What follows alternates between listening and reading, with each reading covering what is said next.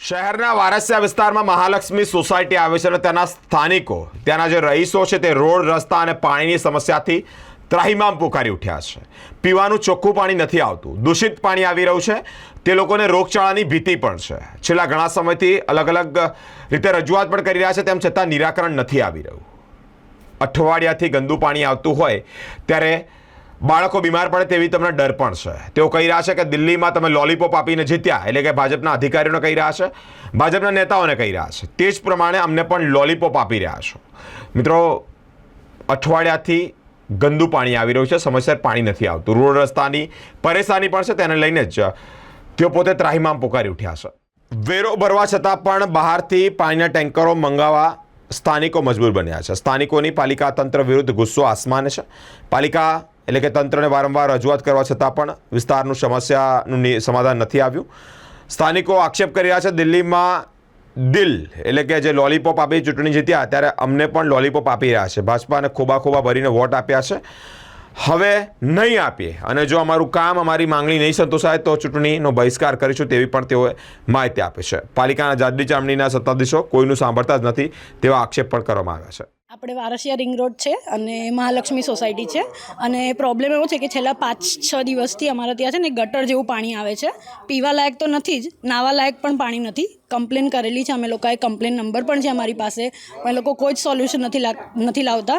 Ward office પર ગયા હતા અમે લોકો, તો એવું કે અમારામાં ના આવે, વોટર ડિપાર્ટમેન્ટમાં આવે, ડ્રેન ડિપાર્ટમેન્ટ, એટલે ફરાવે છે. ઇન શોર્ટ કંઈ અમને પ્રોપર આન્સર નથી આપતા, ન કોઈ આવ્યું છે અહીંયા જોવા કે શું પ્રોબ્લેમ છે, કોઈ જ નહીં. વીએમસી કોર્પોરેશન, વીએમસી કમિશનરને મેં મેલ નાખેલો છે, એમણે હજુ સુધી કોઈ સોલ્યુશન નથી લાવ્યું. બરાબર છે. આ પ્રોબ્લેમ આ વર્ષનો તો ઠીક છે, પણ એવરી યર અમને ચોમાસામાં આ પ્રોબ્લેમ થાય જ છે. અમે જ્યારે કમ્પ્લેન કરીએ ત્યારે એ લોકો આવે, ગટર સાફ કરીને જતા રહે. દર વર્ષે ચોમાસાનો આ પ્રોબ્લેમ છે જ. અત્યારે તો ચોમાસું બી નથી તો બી આ પ્રોબ્લેમ છે અને બહુ જ ગંદુ પાણી છે. હવે આમાં કોઈ બીમાર થશે તો જવાબદારી કોણ લેશે? અમે ખાલી એટલું પૂછીએ છીએ, તમે કહી દો પાણી વાપરીએ અમે, ચલો આવું, પણ આવું કોઈ બીમાર થશે તો જવાબદારી કોની? સરકાર લેશે જવાબદારી, ખર્ચો ઉઠાવશે સરકાર બીમારીનો.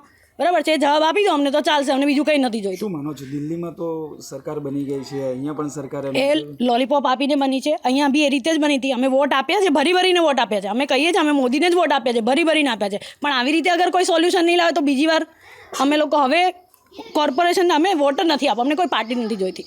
બરાબર છે. ઇલેક્શન આવી રહ્યું છે, અમે વોટ આપવા જ નહીં જઈએ. બરાબર છે. આવું જે લોકોને કરવું હોય તો અમારે વોટ આપવા જ નથી હવે. બરાબર. શૈલી, હું વારસિયા રિંગ રોડ મહાલક્ષ્મી સોસાયટીમાં રહું છું. અહીંયા ઘણા દિવસથી અમારે પાણીનો પ્રોબ્લેમ છે. વારંવાર પ્રોબ્લેમ આ મને જોવા મળે છે.